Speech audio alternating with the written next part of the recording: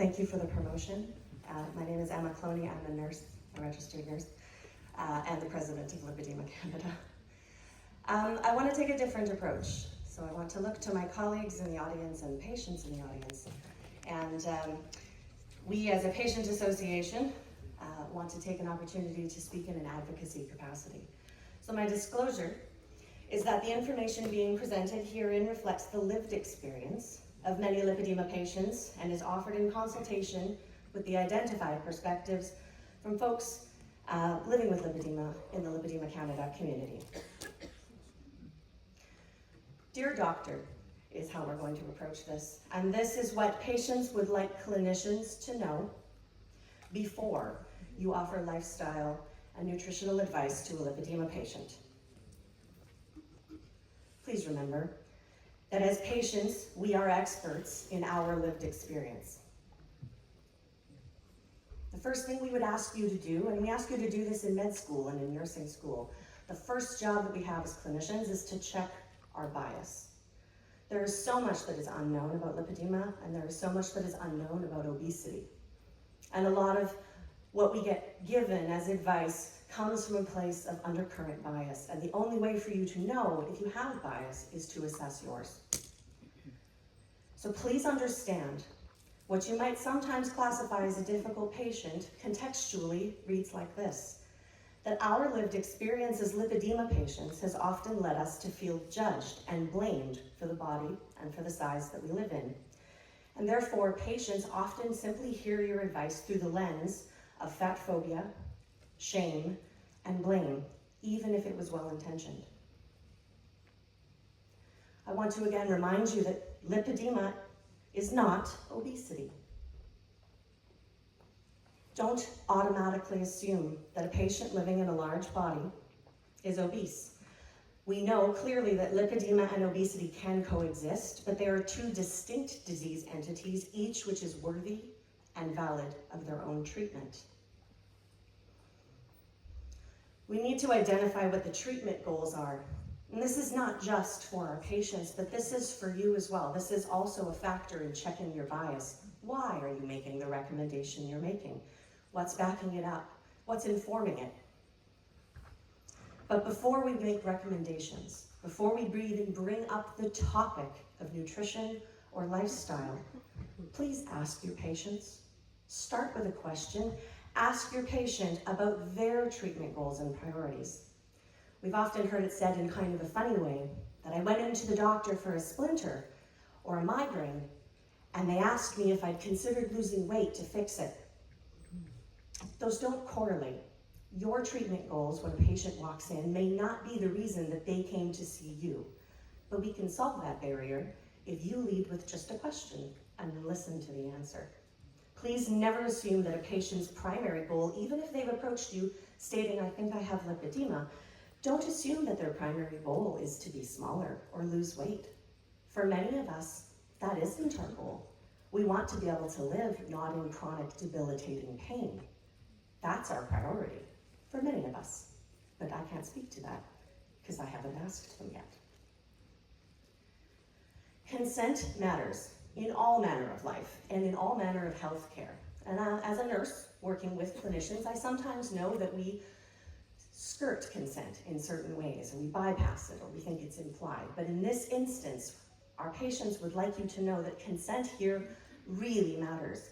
Please, before offering any advice at any time, we need to find out if that patient wants to receive that information. Ask them if they're interested in discussing lifestyle recommendations before you offer this advice. For many of us, because of the lens in which we see and perceive the advice we're receiving, our ears shut off, the anxiety goes up, we feel blamed and unheard. It derails the appointment, even if your intentions were good.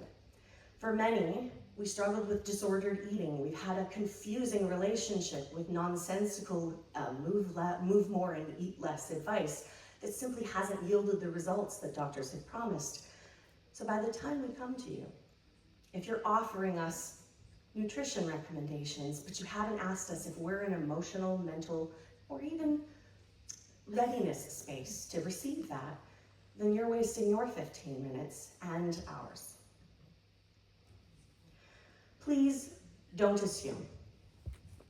We look at a patient, and all of us make assumptions. We make assumptions on where someone might be from or what their gender might be, and we make assumptions about their health simply when we look at them. That's just something that does happen in medicine. But I would ask you, please, before you start making any recommendations, once we've passed the consent point, let's assume the patient said, yes, doctor, I would like to discuss that. That's not the immediate spot for, okay, here's what I recommend. Let's ask some more questions, and then let's actually listen to the answers. First thing, ask your patient about their eating habits. You might find that a lot of lipedema patients, seeing as we've tried a lot of things, might have a very good idea of nutrition. They might be able to tell you that they're eating quite nutritively most of the time, or maybe they're going to tell you that they really struggle to eat at all. That's really important information. You need to foundationally know those things before you make a recommendation. And then ask them about their lifestyle and current activity level. Just to interject some lived experience as a lipedema patient myself, I remember at one point a doctor asked me if I would consider increasing my activity level, because it might be possible to get a few more pounds off. And I thought, wow, that's very strange, as I had just biked 40 kilometers to get to them and had been on a journey where I was working out 6 to 8 hours a day, having developed orthorexia from constant health advice that didn't change my body. So the assumption was that as a person in a large body that I wasn't active. That wasn't true. Please ask your patients if they struggle to eat a sufficient quantity of food. I cannot tell you how many of our patients in this community identify that their lived experience is restrictive eating, whether it's through a combination of neurodivergence or through just simply feeling like they should have less because the advice they're given, which isn't based in any kind of science, is eat less. But if I'm already eating less than 800 calories a day or struggling to even make one solid meal because of executive function, what is less and how is that helping? Ask them what they've tried in the past. What's worked for them before? What hasn't worked for them before? Maybe there's some fine-tuning and some tweaking that can be done in there. Maybe you have something to add.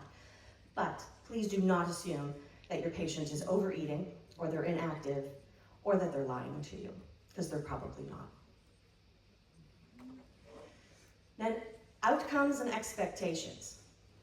One of the things that we see happen a lot in our lipedema community is that patients who are not yet expert patients maybe don't have a really clear understanding of what the goals of the treatment plans they've been offered are.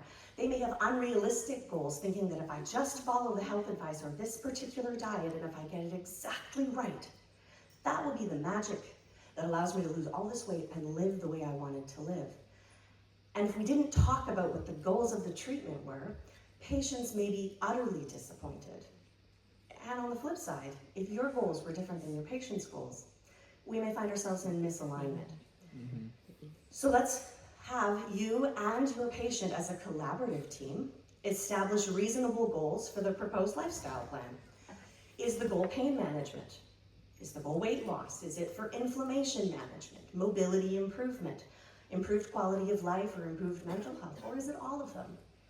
And this question will be informed by the first question, which was, what are your priorities?